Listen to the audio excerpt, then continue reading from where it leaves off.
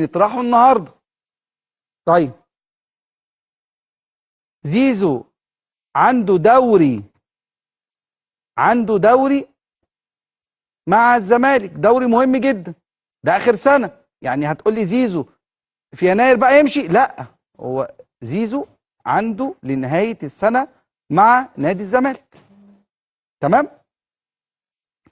وزيزو يمتلك عرض في الدوري المصري بمنحة تعاقد 50 مليون جنيه، يعني مليون دولار. منحة تعاقد، يعني منحة تعاقد ايه ده؟ يعني حاجة بره العقد.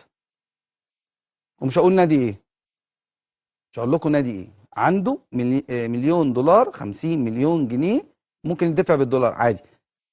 دي منحة تعاقد. منحة تعاقد يعني بره العقود.